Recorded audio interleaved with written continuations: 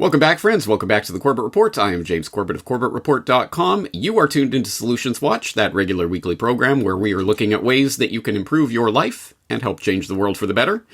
And this week we have a special treat. We have a guest who will be familiar to longtime Corbett Reporteers, Dr. Bruce Levine, who we have talked to on several occasions now, including, of course, our 2012 conversation on the anti-authoritarian mind, our 2013 conversation dissecting the DSM-5, and our 2019 conversation talking about Bruce Levine's previous book, Resisting Illegitimate Authority. But today we're going to be talking about a different book, A Profession Without Reason, which is subtitled The Crisis of Contemporary Psychiatry Untangled and Solved by Spinoza, Freethinking, and Radical Enlightenment, which is quite the large agenda there. So let's bring him onto the program. Dr. Bruce Levine, thank you again for your time today.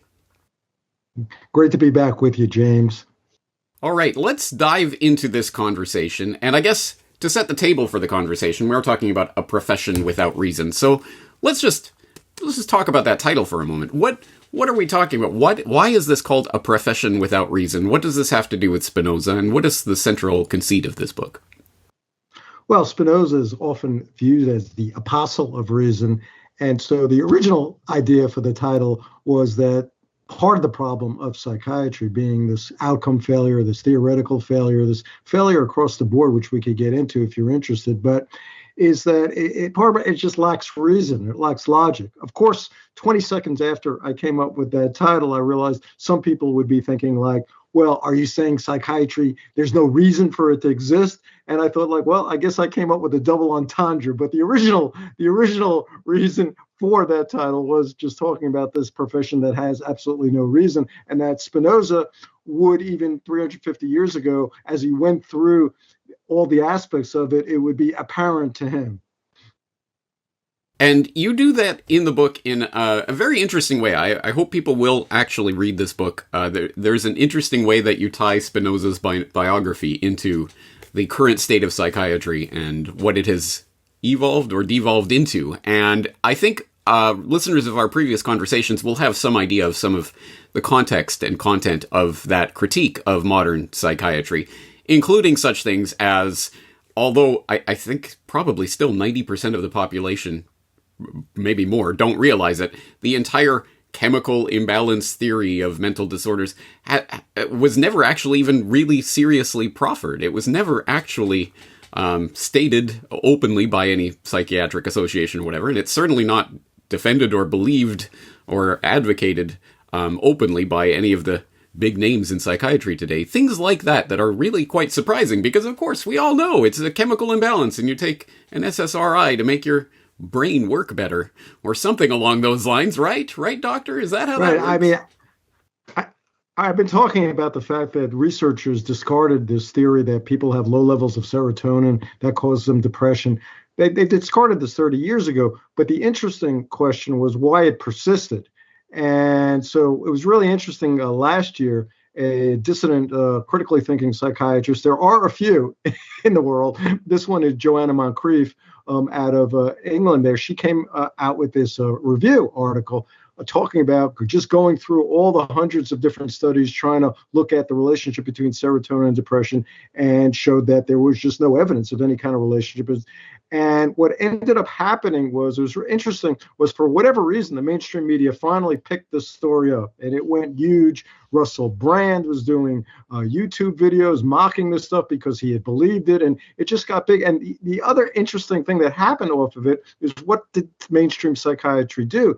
They didn't disagree. They said like, well, we never said this existed. So I guess in common parlance, what we're talking about is gaslighting. They tried to, hear all of these people, almost every other person who's ever gone to a psychiatrist or even a GP. But most of these SSRI, selective serotonin reuptake inhibitors, are prescribed by GPs, and they've all been told the story about that you're depressed because you have low levels of depression. But psychiatry said, well, it had nothing to do with us.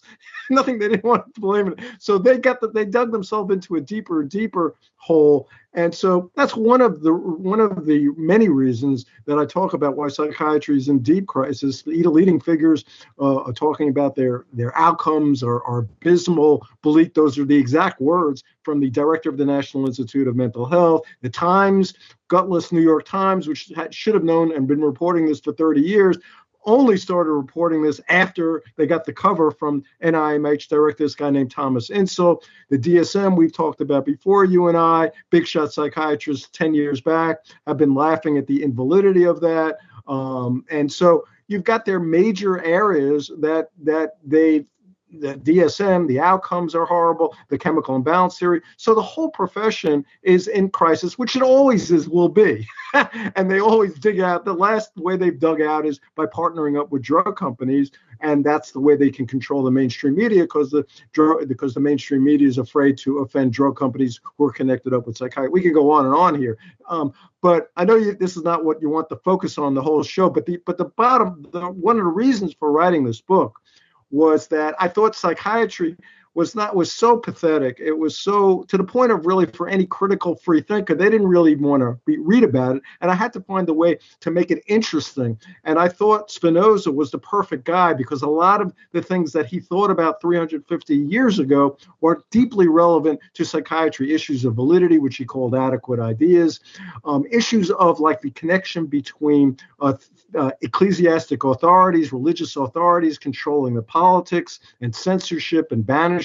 All those things existed in his time. And I think there would be no doubt that Spinoza would take a look at psychiatry and also their explanations now that they're offering of why they continue to push this chemical imbalance theory, which was because they thought it would help people feel good about their depression and take their antidepressants. And that is exactly what religion does. It doesn't care about truth or facts. Religion tries to help you manage your emotions, and people believe that they know the right way to help you. And that's exactly the way psychiatry functions. So I think Spinoza would see enormous parallels between the way psychiatry is working today in working together symbiotically with the state, with the whole neoliberal society, and the way the theological authorities, the ecclesiastical authorities work together symbiotically with the monarchy for hundreds during his time. I think that parallel would be obvious to him.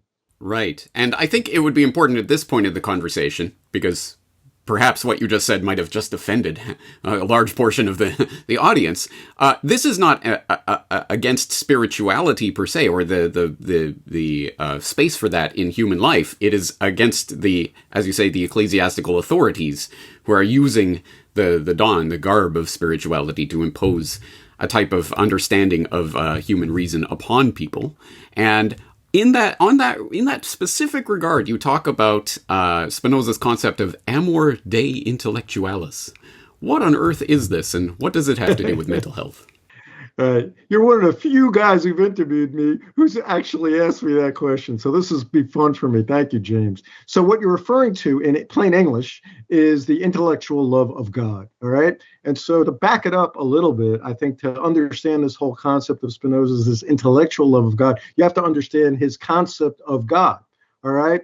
And this is going to be really, for people who don't completely unfamiliar with Spinoza, this might be a little bit difficult, but because Spinoza can be read as a pantheist, somebody who's an atheist, or as the some German poets viewed him as the God-intoxicated man. So how could that happen? How could you make a case for all three? Well, it's because his view of God is so dramatically different. It almost has nothing to do with the God of most organized religions, the God of the movie, The Ten Commandments. His God is not this anthropomorphic, this man-like, a big guy in the sky, big Santa Claus kind of guy who, if you pray to correctly, I guess if you go to the right denomination, right church, and you pray to correctly, he can get you, this God can get you a hot date, or maybe help you win the lottery. Spinoza's God is not this kind of person you can manipulate. Another one way of putting it is you can love God to your benefit, Spinoza's God. I'll explain exactly what Spinoza's God is in a second, but God does not love you. God does not take a special interest in you, at least Spinoza's God. And so what is Spinoza's God? Well, he uses the term God or nature. So specifically for Spinoza, God is synonymous with nature. And by nature, Spinoza certainly means the birds, the bees, the flowers, and the trees, the mountains, and the rivers, but a lot more than that. Like everything is nature for Spinoza. So what the triangles, rectangles, circles, a squared plus b squared equals c squared, e squared, E equal mc squared, everything. What's going on in your head right now, James? What's going on in my head? Our thoughts, our feelings, God, everything, all of reality for Spinoza is God. And so, for Spinoza, if the big words for Spinoza to understand them in as brief a time as we have here is there's nothing more important for Spinoza than freedom. Okay. And there's nothing more important for Spinoza than power.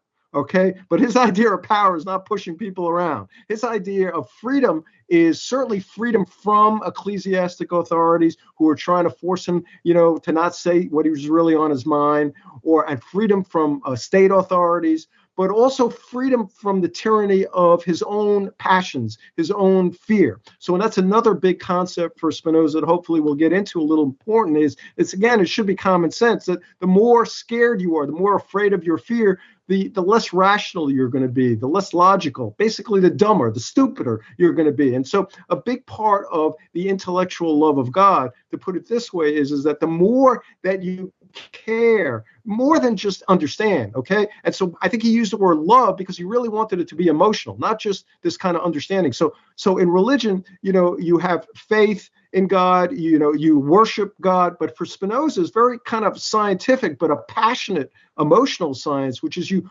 understand, but you don't just, kind of understand without emotion. You love God. And if you can love all of this reality for Spinoza, and by the way, there's a lot of similarities between Spinoza and the Stoics and modern cognitive behavioral therapy, but I think Spinoza is much more powerful, much more interesting. Hopefully I can make that clear. And so for Spinoza, the more that you really are loving this nature, loving this reality, a lot of great things happen to you. First of all, you're not so concerned about validating your biases, which is what most people are walking around with. They're just looking to validate their biases. So they become very boring. They just seek information that validates their bias, and they don't look at other information that doesn't. Whereas if you really love the truth of things, which is loving nature, loving Spinoza's God, you realize what's really empowering, what really sets you free is to gain more of an understanding of that, an understanding of the way the world really works scientifically, politically, but also what's going on in your own head, to be deadly, totally honest about the reality of your own thoughts, your own feelings. So I could go on and on here, but I'll stop, let you comment, ask a question. No, it's an excellent encapsulation, and obviously people need to read the book for sort of the more of the context of that. But that is that at least provides a focus for what we're doing here, is trying to better understand this world that we love, and we want to know how it works, and that spirit of curiosity and openness to the experience of and understanding other people's experience, I think, is all relevant. But bringing this conversation down from the heavens back perhaps to something more brass tacks, towards the end of the book, you talk about questions that Spinoza might have had about the state of modern-day psychiatry, including question number 1, are psychiatrists and psychologists being used by authorities to compel individuals to adjust to a society that is unjust and dehumanizing?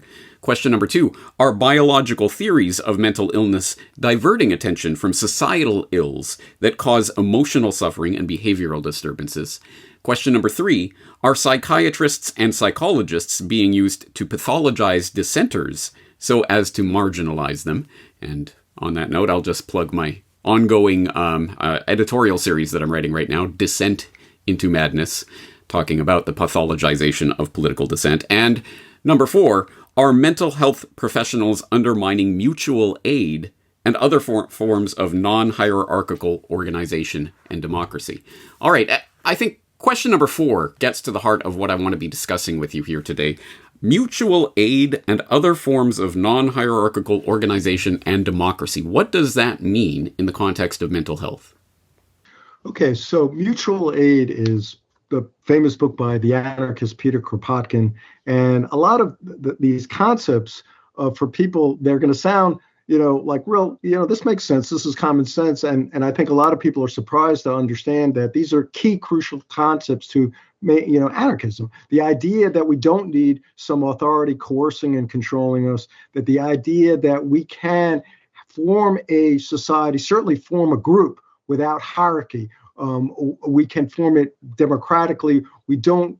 We can all kind of help one another. So this idea is really important in a lot of mental health treatments for a lot of reasons. So I shouldn't call it treatment because it's something much better than when you think of typical psychiatric treatment. So a lot of people out there who are ex-patients, very angry with psychiatry for ruining many years of their life, forcing them into hospitals, forcing diagnoses on them, forcing drugs on them, some cases forcing electroshock. And so mainly it started really in the 1960s, 1970s. You have this patients activist movement.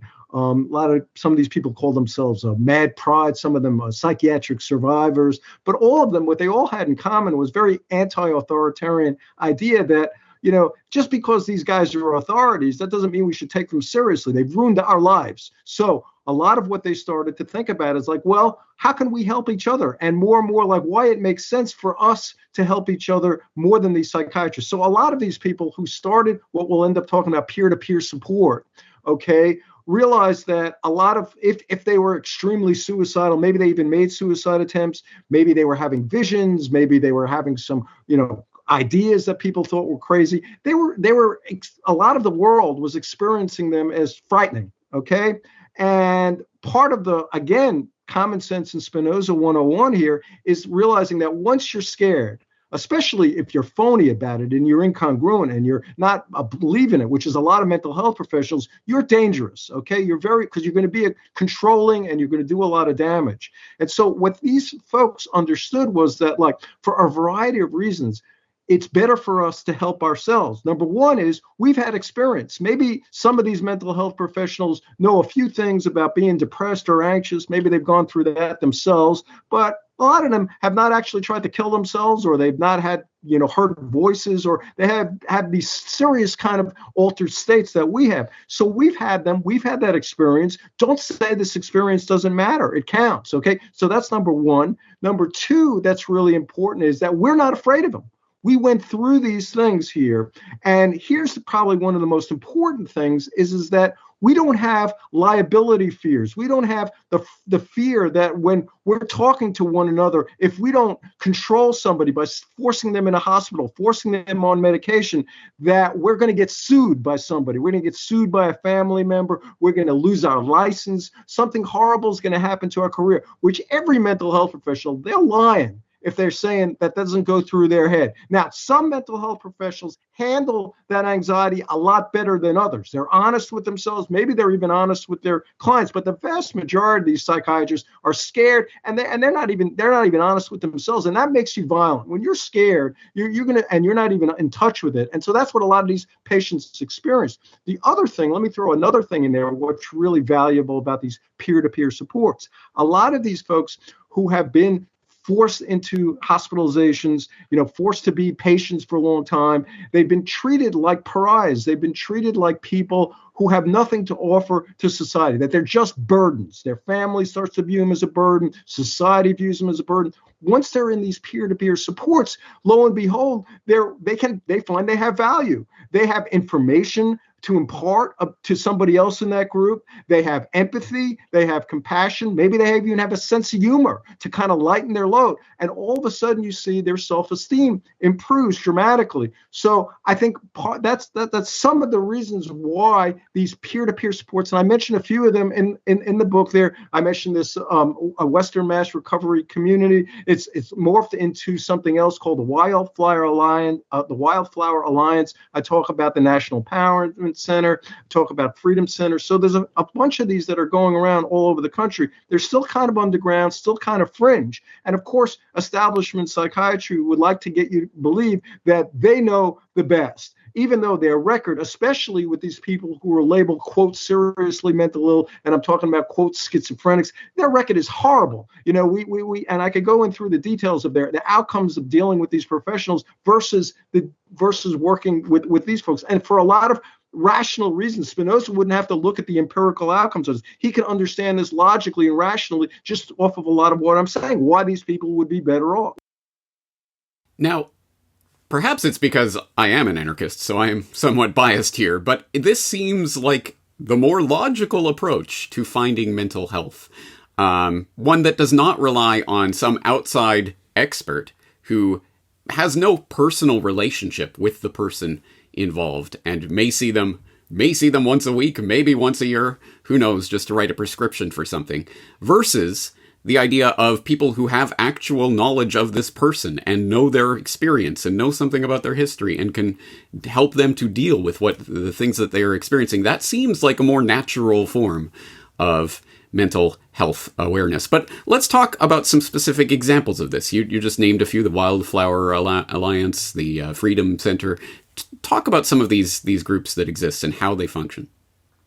Well, all of those believe in all of those things I talk about. They all believe in self-determination. They all believe in personal empowerment. They all believe that somebody should be able to call themselves whatever they want. If they want to believe that the reasons why they are the way they are have to do with some biochemistry, if they even want to take medication. Now, a lot of these folks in these groups are anti-medication. They've had horrible experiences with psychiatric medication, but I don't know anybody who is a dissonant mental health professional like myself, or anybody who's an patient, psychiatric survivor, who is anti-psychiatric drugs, but they just are honest about them. These are not drugs equivalent. They're not like diabetes correcting a insulin chemical imbalance. They're not like that. They take the edge off, just like street drugs. And they do it in different ways with different adverse effects. And for some people, they need to use these drugs to be able to help them function. So I don't know anybody. It's a real myth. What happens to a lot of people who are critics of psychiatry were called pill shamers. That's immediately and it's just, I've just never heard anybody who is anti-drug. We just want to be honest about what these things do and what they don't do so that you have informed choice. All right. So that's what a lot of these folks, they believe in that. They believe in self-determination. They're really adamant about anybody coercing anybody.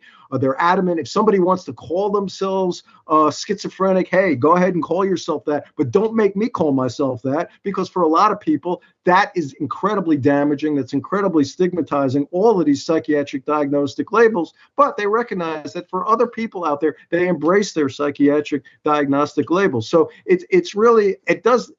When I talk to a lot of these folks who are in these groups, they remind me so much of all the people who are politically conscious anarchists. Now, some of these folks are also politically conscious anarchists, but the vast majority, I'd say, from my experience, over 90%, they don't really equate what they're doing or what is anarchism. But but once they hear about it, I guess they go, this stuff makes sense, and it just works. I mean, just to kind of give people in the audience a concrete example is like, let's say, James, I'm like right now, I'm like wanting to kill myself. My life is all horrible, and do I really want to be thrown into a psychiatric emergency room with some stranger who's trying to figure out, well, does Levine, is he manic, bipolar? I guess they changed the name of it, as they call everybody now, bipolar disorder. Is he schizophrenic? Is he schizoaffective? Oh, that's going to make me feel a lot good. I got somebody who's scared of me, who's just deciding how they're going to control me with some meaningless, invalid scientific diagnosis.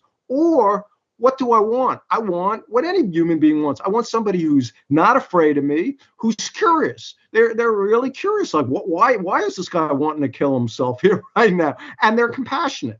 And in these kind of groups that I describe, that's what they're able to do, to offer much more easily that curiosity and that compassion, because they're not terrified of people. And this is, I know it sounds like I'm harping on this, but it's just such a huge thing for Spinoza, and it's such a huge component that I have a whole chapter in A Profession Without Reason on fear, because it's one of those things that's mental health professionals, that it dictates one of the reasons why they're so horrible at what they're doing, because they're in positions a lot where they're just institutionally frightened of people, and it keeps them stupid, and it keeps them controlling, and it keeps them in a mode where they can't really be helpful. You raise an important point there about the idea of the oh, you're a pill shamer or something along those lines. Because when I do speak about these types of issues, I invariably hear from some people in the audience who say, well, I've been on such and such medication and it helps me, and that's my experience. I think what you're talking about is the fact that experience that person has had, where they feel that their life has improved because of that medication, is valid. And that compassionate mental health would say, okay, that is your valid experience of your own life. I'm going to take you at your face value that that is useful to you, and that's perfectly valid. No one's trying to stop anyone from taking some sort of medication that they feel is helping them or something along those lines. Am I in the ballpark there? Right. I think the key point, and this is a major point, is that nobody's we're kind of all of these folks I'm talking about are anti-coercion, anti-proselytizing. So of course there's people out there who their particular religious faith has helped them dramatically. And there's a big difference, I certainly, and I don't think you would, James, either, ever try to tell somebody that they're stupid for like allowing them their beliefs, this irrational belief system to have helped their life. But we would get upset if they tried to impose their belief system on to us when it was a belief system that made no sense. So a lot of what mental health, once you understand that psychiatry and their theories, their chemical imbalance theory that they're finally discarding, although and denying that they ever pushed it, and this kind of stuff, and their treatment outcomes, if you take a look at them scientifically, are not really any better than placebos, even for these SSRIs. If you take a look at the studies, we can get into detail on them, and in many cases they're worse. I can quote some studies for you. If you take a look at it, they have nothing scientifically to offer. They're a faith, they're a belief system that works for certain kinds of people. But the idea that they're allowed to, with state sanctioning, coerce and control people to force that down their throat, especially these poor folks out there who they've suffered it and it's made their life worse. That's insult to injury. You forced this stuff down my throat for years of my life, and it's just ruined years. I've got horrible adverse effects, from the drugs. It's not helped me at all. I have more symptoms now than ever, and you're still forcing this stuff on me. So that's the issue here, is like, once you take a look at this whole profession without reason as not really having any scientific merit at all, it's just a belief system that works for certain people, then you realize that there's no way society should allow it to be shoved down people's throats. Yeah. To me, this is exactly parallel to my political anarchism, where, of course, people can come together through voluntary mutual association to form whatever type of community they want to form. And I'm not going to come in and impose force to stop them from doing that. That's their voluntary mutual consent. As long as it is based on that principle, then right. I think it's valid at any rate. All right. You did intimate earlier that these kinds of groups, these non-hierarchical organizations that have come together, are still largely underground. Which raises the question, A, how did you, I won't say mainstream, but at least a practicing clinical psychologist who probably is not looked at warily by these types of groups, how did you find out about them? How can other people find out about these types of groups? Well, I know exactly how I found out about it was serendipity, and it was in the early 1990s when I was so embarrassed by my profession, which had become increasingly pathologizing and drugging. They were moving into kids. And so basically, I think just out of wanting to separate myself from a profession that embarrassed me, I started to write some things. And I published something, wasn't all of that, it wasn't all that fierce, but it was spotted by somebody in this movement who, and this was in like 1994, I believe. The guy's name was David Oakes. Is David Oakes. He's still alive. And he was head of some patients' rights organization. At the time, it's called Support Coalition International. It's morphed into Mind Freedom. And David was an interesting guy. He was a guy who went to Harvard, psychiatrist, he had a rough time there, and psychiatrists ruined his life for a few years. And he became a major activist, but he was also super smart, super skilled political organizer. And so he would be out there looking for any kind of dissonant mental health professional, and he would be letting them know, hey, you're not alone, which I thought I was, really. I mean, at some level, I knew there had to be other guys like me. I mean, there can't be everyone in my profession is a total joke. But what he turned me on to was not just that there were dissonant mental health professionals, dissonant psychologists, dissonant psychiatrists, was that there was this whole world of people called psychiatric survivors. I had never heard that term up until like 1994. And so what happened was, I got turned on to different organizations, different conferences. And so there's, different groups. I could throw out a few of them among these for professionals and other folks. There's something called the International Society for Ethical Psychology and Psychiatry, which I'm a part of. There's groups like the National Empowerment Center that I've spoken at. There's some of these other groups that I've talked about already here, Wildflower Alliance. So there's these different groups. NARPA is another group, National Alliance for Rights Protection. forget what the other is, but something like that, National Association for Rights and Protection. And so there's these groups that I've spoken at, that I've met people at, formed friendships there. And so it's kind of underground still. But I know, there's people now. I have confidence that in every city, there's a couple of guys like me. And the more that I get out there, so I write in places like Counterpunch, and I used to write in a lot more places that people could be seen. But now there's a lot more kind of censorship around any kind of criticism of psychiatry. It's sort of sad. A lot of places that I could normally write critiques of psychiatry, critiques of antidepressants, which were on the left, they're a little more concerned. Not Counterpunch, that will publish everything I write. So the places that are really left anti-authoritarian publications will publish. Certainly I publish in Mad in America, which is the kind of go-to webzine, madinamerica.com. I just put out an article a few days ago there, and that's the go-to webzine for people who are dissident mental health professionals, journalists, investigative reporters, ex-patients. So word gets out. Eventually, folks hopefully will hear about it. And so a lot of our job for me and a lot of my buddies here are doing things like this and exposing more people to the idea that there is a kind of an underground of this. In certain parts of society, certain parts of the world, certain parts of the states here, it's less underground. So in places like Massachusetts and places like Oregon, it's a little bit more overground. In a part where I am here in the Midwest here, it's very much underground. All right. Well, before we wrap up this conversation, I think we should at least try to steelman the other side of the argument, which is to say that just because it's non-hierarchical doesn't mean that it's going to be good or effective, which presumably, if we're trying to create a profession with reason, we should be looking at those types of things.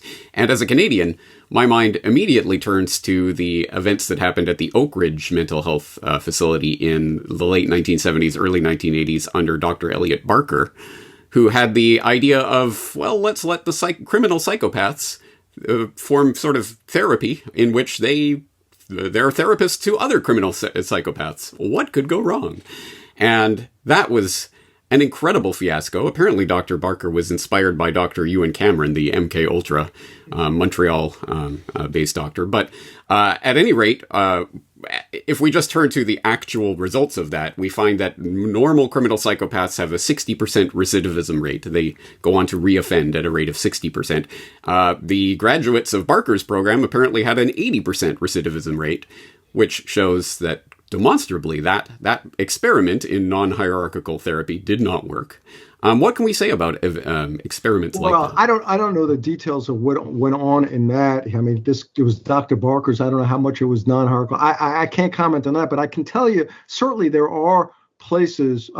Just to kind of switch a little gears here, Alcoholics Anonymous, when it was first formed, was also very much anarchist inspired. So the guy, Bill Wilson, he loved Peter Kropotkin, he loved anarchism, and he understood that he was an anti-authoritarian problem drinker, and he wanted to create an atmosphere where nobody was telling me what the hell to do here.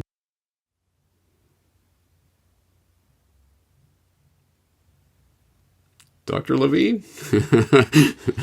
Hello? Are you still there?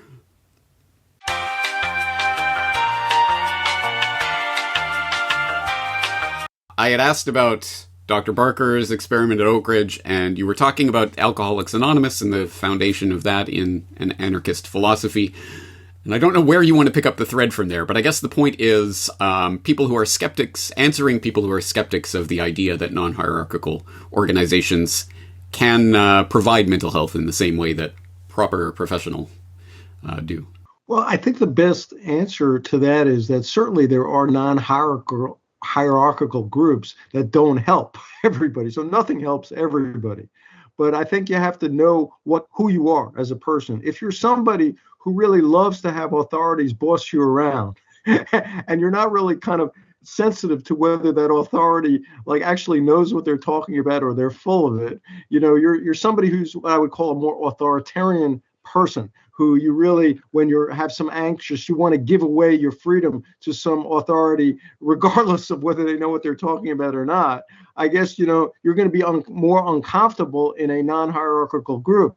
Whereas if you're somebody who is more anti-authoritarian, which doesn't mean that you reject all authority. I mean, there's plenty of people who are anti-authoritarians who love their mechanics. They think like my mechanic is smart and knows everything about cars. I'll certainly hand my car over to my mechanic.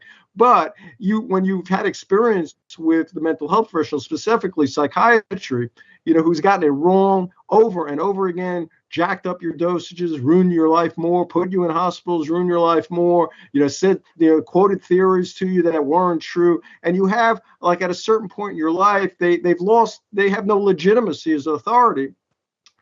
And you're also somebody who's comfortable being around people who may not have any degrees, but they have life experience. They seem to be people who actually really care. They're smart. Do you feel better hanging out with them? Now, to all of these non-hierarchical groups, whether they're AA 12-step groups or any kind of non-hierarchical groups, did they always work? No, especially the AA. I should say a little bit something about people who are in court-ordered AA groups. They're not AA anymore. They're forced. They're not voluntary. They destroyed the whole kind of idea of what's supposed to go on. So, but let's say that you're in a group that really is voluntaristic, mutual aid, non-hierarchical, but maybe everybody in that group are people that you just don't respect, you don't like. They're saying stuff that doesn't make any sense to you. So the idea that anything, just because it's a non-hierarchical group, is going to be helpful, that's ridiculous. But for certain people, they can readily say that being in the right kind of non-hierarchical group, and we're not necessarily even just talking about self-help groups. There are all kinds of sort of non-hierarchical. My publisher there, AK Press, is a mutual aid, non-hierarchical group. No bosses, no bullshit. That's their slogan, and it works great. They publish, a bunch of books every year. They do a great job I published 2 books with AK Press. So non-hierarchical organizations work great for some people. But the truth of it is, there are a lot of people who are uncomfortable not having an authority telling them what to do, and they're not going to be real comfortable in those groups. Yeah. Yeah, you make another incredibly important point there is that, people always are throughout their life are deferring to authority, but legitimate authority, which is why I think your previous book was Resisting Illegitimate Authority, which we talked about before. And again, it's my personal choice. I put my trust in this particular person because they have demonstrated that they know about this.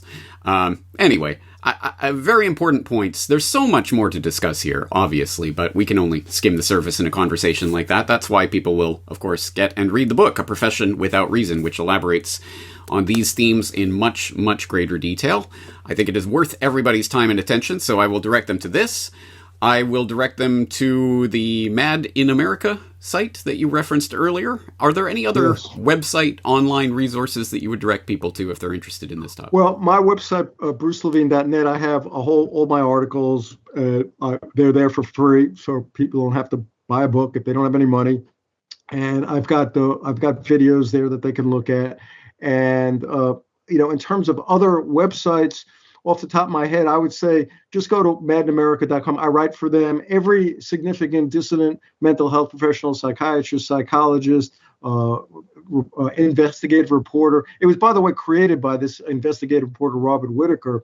But they have a great staff. They have personal stories of people without any degrees and all who've gone through severe problems. So I would really check out Mad in America if you're interested in a bunch of stuff I'm talking about here.